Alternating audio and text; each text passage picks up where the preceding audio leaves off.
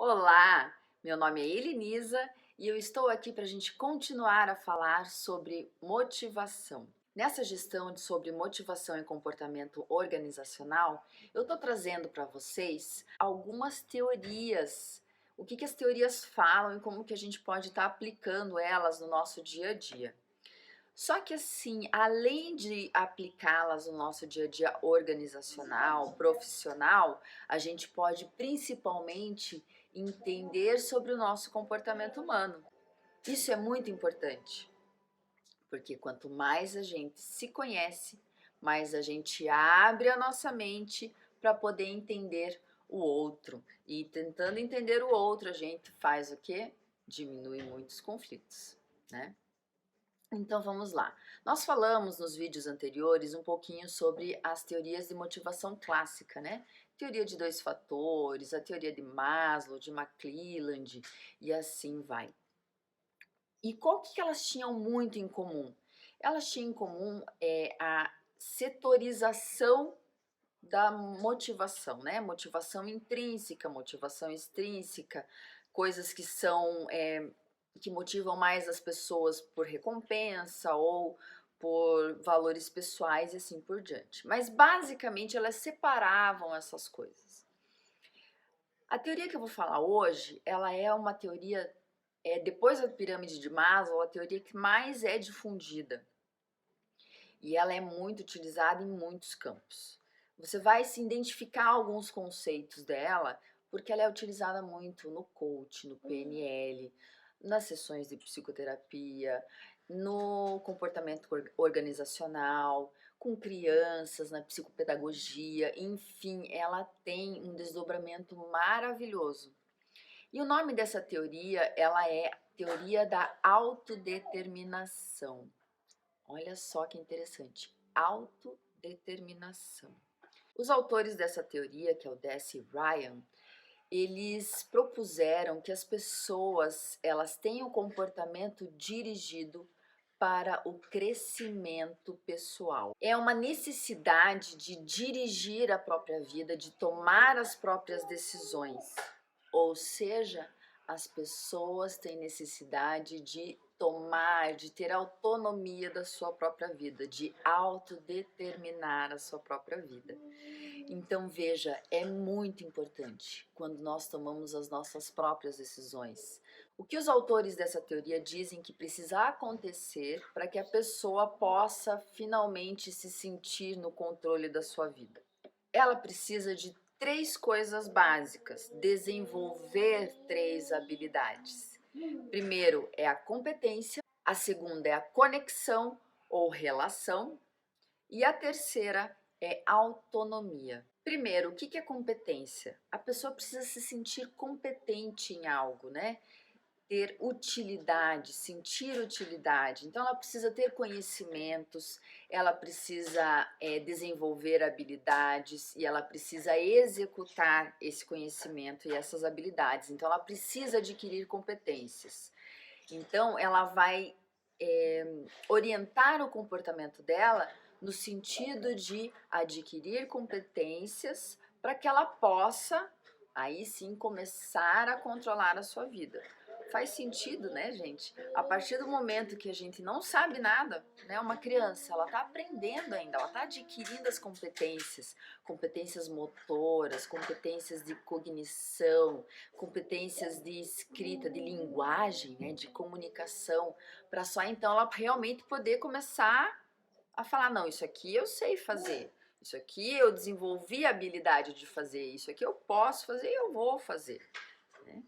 Outra sensação que a pessoa precisa adquirir e ela precisa desenvolver é justamente a conexão com o outro, a relação com outras pessoas, o pertencimento a outro grupo. Isso faz parte do que também? A questão de você ter um apego, uma afetividade.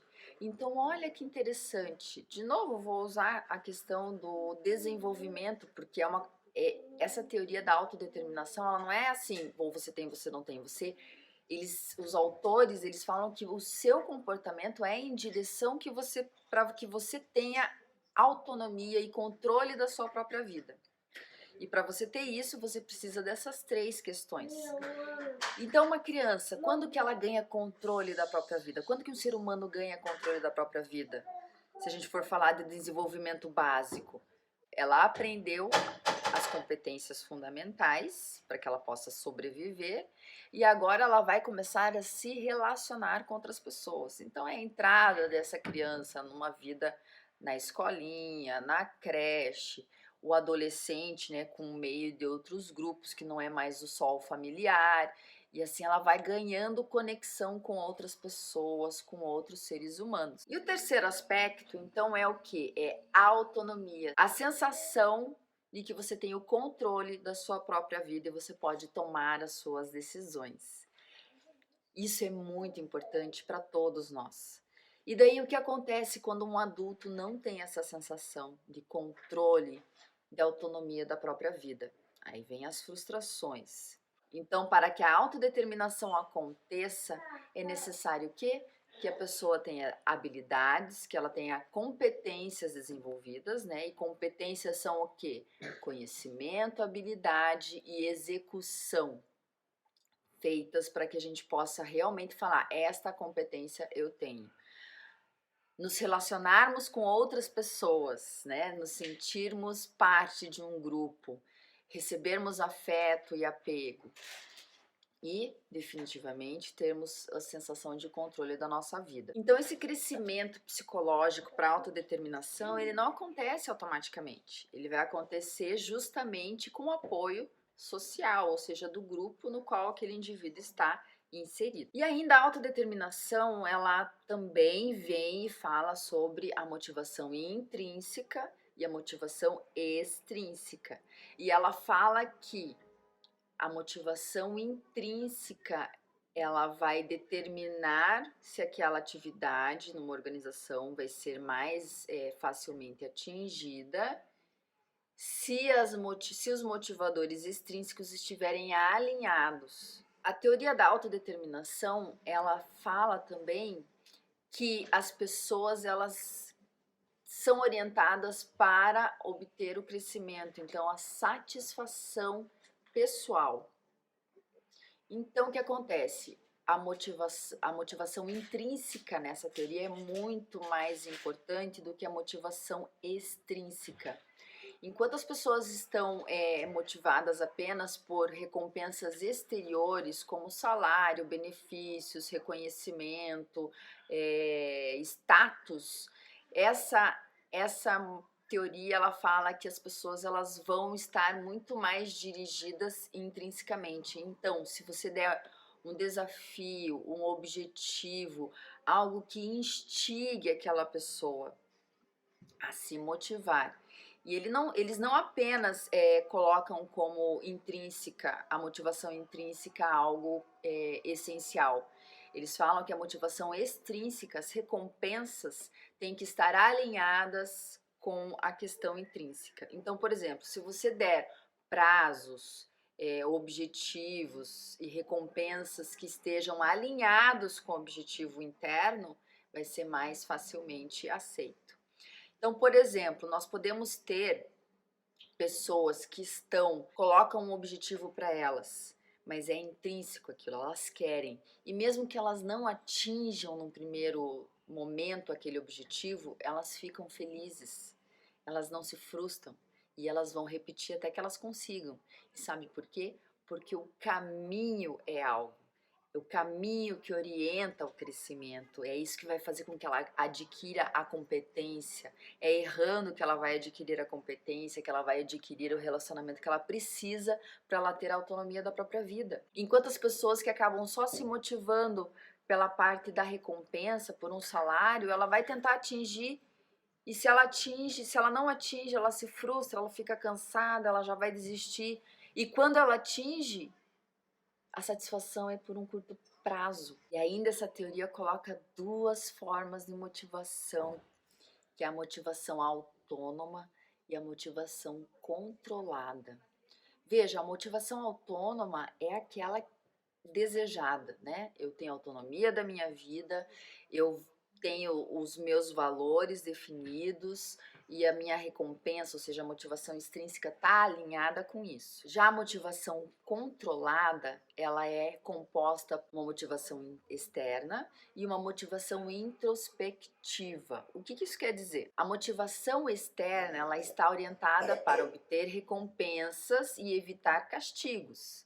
Então, eu vou fazer determinada coisa para evitar que meu chefe brigue comigo, para evitar uma bronca, para evitar que eu seja multado, né? Coisas desse tipo. Controle introspectivo tem a ver com valores que estão parcialmente internalizados. Então, a pessoa ela vai tentar fugir de uma vergonha, ela vai tentar proteger o ego, ela vai buscar a aprovação dos outros. Nesses dois controles, né, que fazem a motivação controlada, a pessoa está buscando uma recompensa, um controle externo, e ela tem um controle introspectivo.